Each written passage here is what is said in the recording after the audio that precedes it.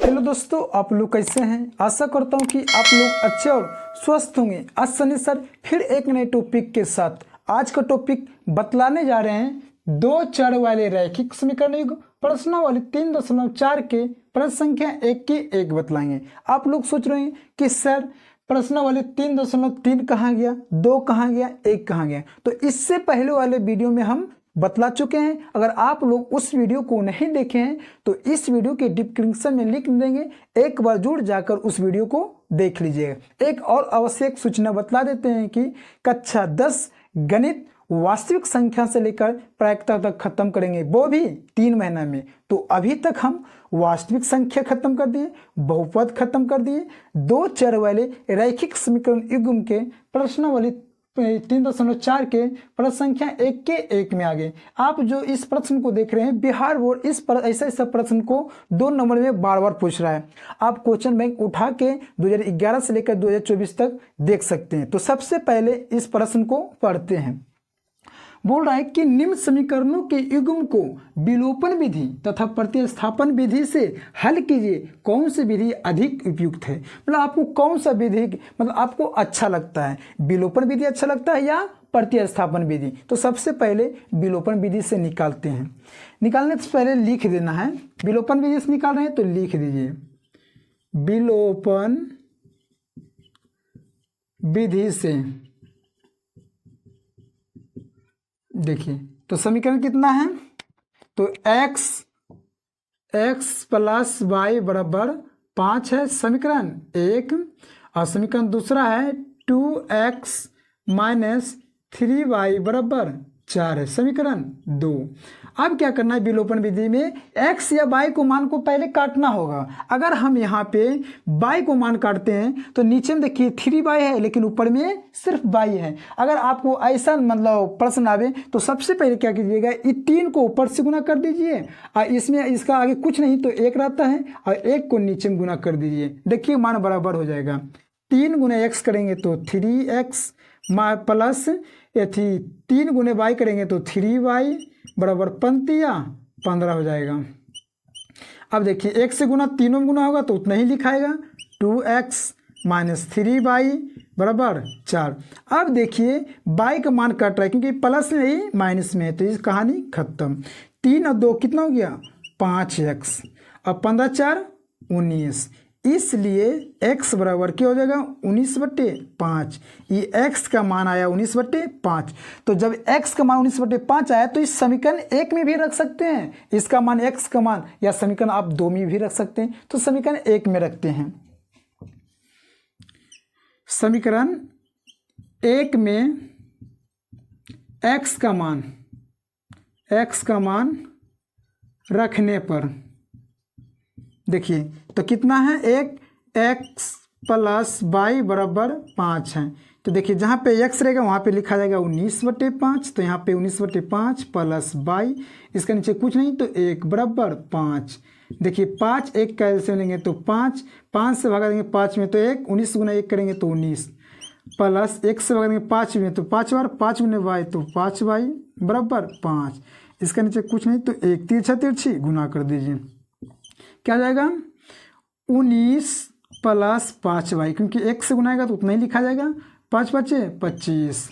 देखिए 5y बराबर 25, ये प्लस में धराएगा तो माइनस में। देखिए 5y बराबर 25 में से 19 गया तो 6, इसलिए y बराबर कितना गया 6।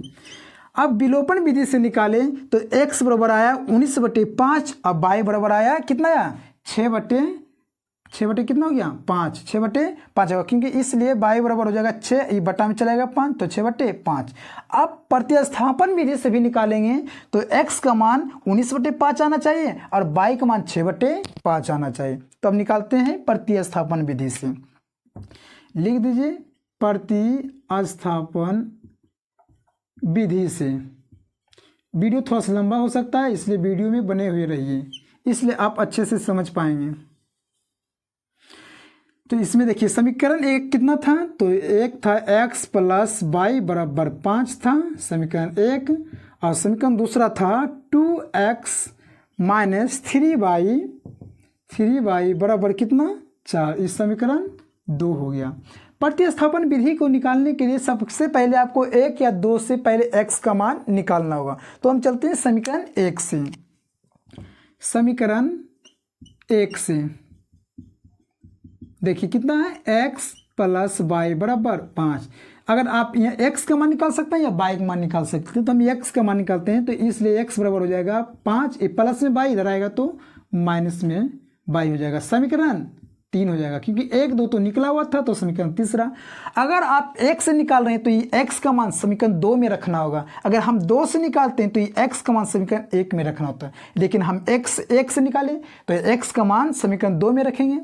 तो x का मान समीकरण 2 में रखने पर, तो देखिए समीकरण 2 कितना है, तो 2x - 3y बराबर 4। जहाँ पे x रहेगा वहाँ पे इतना लिखा जाएगा, तो 2 गुना कितना लिखा जाएगा x का मान, 5 - y - 3y बराबर 4। देखिए 5 दूना 10 माइनस कितना हो जाएगा, 2y - 3y बराबर 4। माइनस माइनस क्या होता है, प्लस, लेकिन चिक्का माइनस में 3 2 5y बराबर 4। ये प्लस में 10 है, इधर आएगा तो राइट साइड आएगा तो माइनस में 10 हो जाएगा। -5y बराबर 10 में से 4 गया तो -6, माइनस माइनस खत्म। इसलिए y बराबर कितना गया, 6/5। कितना गया, y बराबर 6/5।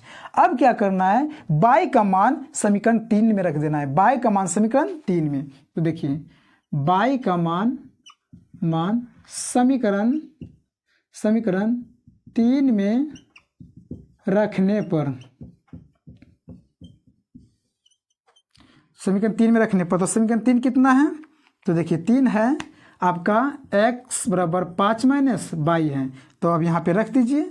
देखिए हो जाएगा 5 - y का मान कितना है, 6/5 है, इसका नीचे कुछ नहीं तो 1।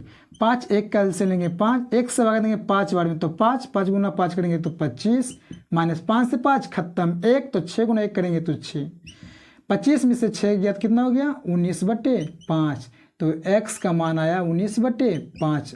अब देखिए प्रतिस्थापन विधि में भी x का मान 19/5 आया और विलोपन विधि में भी x का मान 19/5 आया। प्रतिस्थापन विधि में भी y का मान 6/5 आया, विलोपन विधि में भी y का मान 6/5 आया। अब आपको मतलब कमेंट करना है, साबित करना है कि कौन सी विधि अधिक उपयुक्त है, मतलब कौन सा विधि आपको अच्छा लगा।